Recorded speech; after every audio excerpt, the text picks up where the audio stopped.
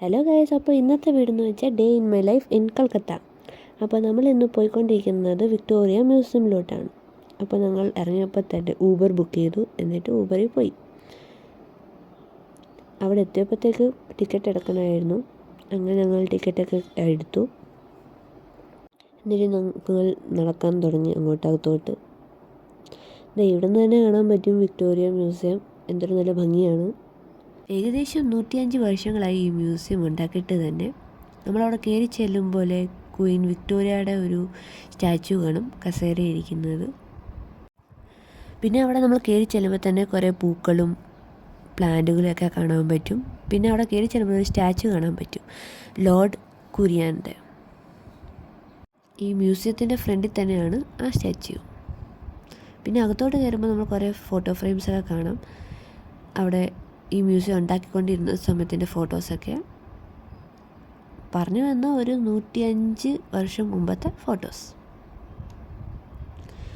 ആ ഫോട്ടോസിൻ്റെ താഴെ തന്നെ എല്ലാം എഴുതിയിട്ടുണ്ട്, ഏത് വർഷമായിരുന്നു, എവിടുത്തെ ഫോട്ടോ ഒക്കെ ആണെന്നൊക്കെ. അപ്പോൾ ഈ വിക്ടോറിയ മെമ്മോറിയലിൻ്റെ കൺസ്ട്രക്ഷൻ നടന്നത് 1911 തൊട്ട് 1921 വരെയായിരുന്നു. ഇതാണ് നമ്മുടെ കിങ് ജോർജ് വി.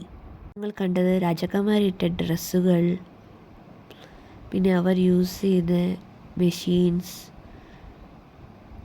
പിന്നെ ഒരു ഷിപ്പിൻ്റെ മോഡൽ, പിന്നെ കുറേ ഇമേജസ്, രാജാക്കന്മാർ ഇരിക്കുന്നതും സംസാരിക്കുന്നതും, പിന്നെ കുറേ പെയിൻറ്റിങ്സും. പിന്നെ നിങ്ങൾക്കൊരു കാര്യം ഞാൻ കാണിച്ചിട്ടെ. ഇതാണ് കിങ് വില്യം ക്വീൻ വിക്ടോറിയയ്ക്ക് മേടിച്ചു കൊടുത്ത പിയാനോ 1829. പിന്നെ അത് കഴിഞ്ഞൊരു പെയിൻറ്റിങ് കണ്ടു. അത് ജയ്പൂരിൻ്റെ പെയിൻറ്റിങ് ആണ്, ദ പ്രിൻസ് ഓഫ് വേൾസ് വന്നത്. പിന്നെ നമ്മുടെ കൊട്ടാരത്തിൻ്റെ ചെറിയൊരു മോഡൽ. പിന്നെ അവിടെ യൂസ് ചെയ്തുകൊണ്ടിരുന്ന തോക്ക്, ഇത് ഏകദേശം 1865 തോക്കാണ്. പിന്നെ അവിടെ യൂസ് ചെയ്ത കീസ്, മാലകൾ, പിന്നെ തോക്ക്, കത്തി. നോക്കൂ, കുറേ വെറൈറ്റീസ് ഓഫ് നമുക്ക് കത്തികൾ കാണാം അവർ യൂസ് ചെയ്തുകൊണ്ടിരുന്നത്.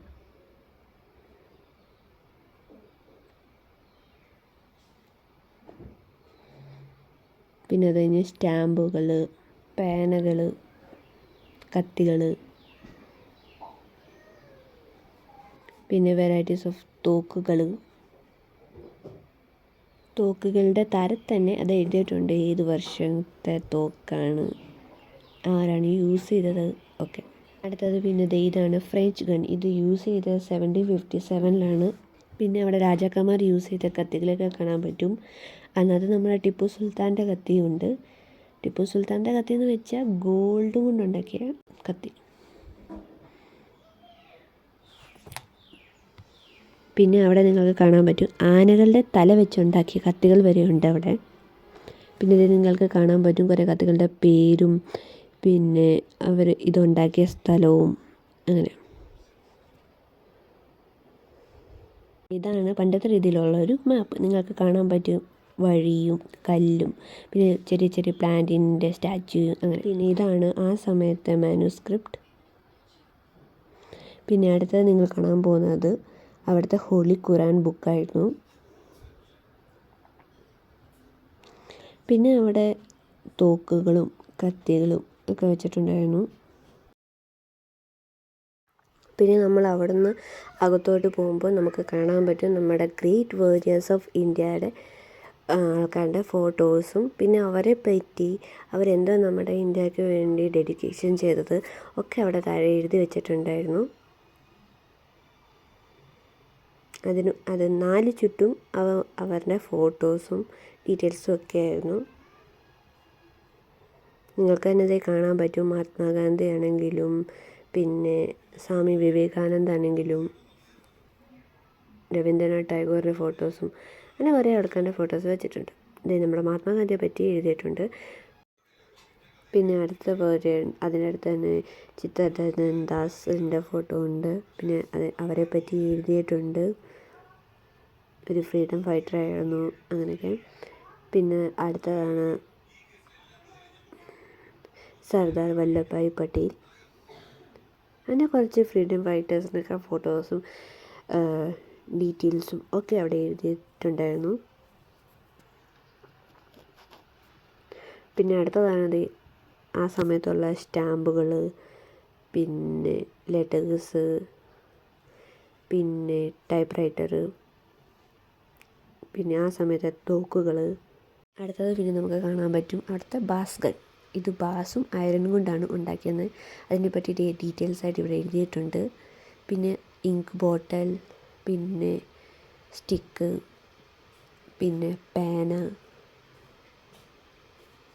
പിന്നെ പെർഫ്യൂം പോട്ട്. ഇത് ഒരു പെർഫ്യൂം പോട്ടാണ്.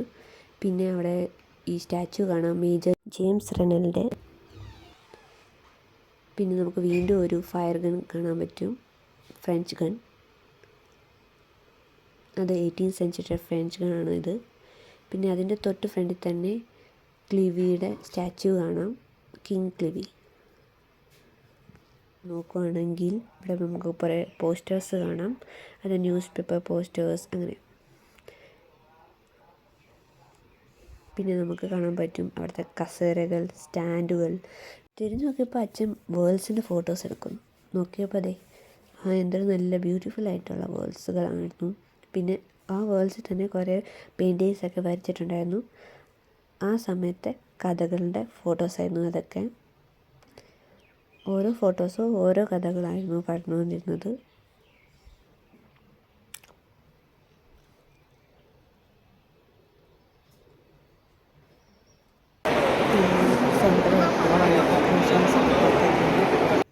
പിന്നെ നമ്മൾ വെളിയിൽ ഇറങ്ങുകയാണെങ്കിൽ കുറേ രാജാക്കന്മാരുടെ സ്റ്റാച്യൂസ് ഒക്കെ നമുക്ക് അവിടെ കാണാൻ പറ്റും.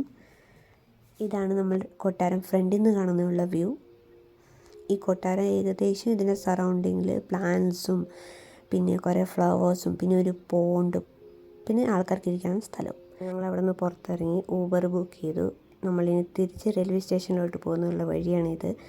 പിന്നെ അവിടെ നമുക്ക് കാണാൻ പറ്റും ഓരോ മുക്കിനും ആരെങ്കിലും സ്റ്റാച്ചു കാണാൻ പറ്റും നമുക്കവിടെ. അപ്പോൾ അത് നമ്മൾ തിരിച്ച് റെയിൽവേ സ്റ്റേഷനിൽ എത്തി. റെയിൽവേ സ്റ്റേഷൻ്റെ ഫ്രണ്ടിൽ തന്നെ ഒരു ഫ്ലാഗ് ഉണ്ടായിരുന്നു. അപ്പോൾ അത് നമുക്കിനി അമ്മയുടെ അച്ഛനെ റിവ്യൂ കേൾക്കാം. പറഞ്ഞൂടെ എങ്ങനെയുണ്ടായിരുന്നു അച്ഛാ മ്യൂസിയം? മ്യൂസിയം പോലും പിന്നെ കണ്ടില്ലായിരുന്നു, വളരെ നഷ്ടമായിരുന്നു. കണ്ടില്ലായിരുന്നു. അപ്പോൾ ഇത്രയേ ഉള്ളൂ. ഇഷ്ടപ്പെട്ടാൽ ലൈക്ക് ചെയ്യുക, ഷെയർ ചെയ്യുക, സബ്സ്ക്രൈബ്. ബൈ.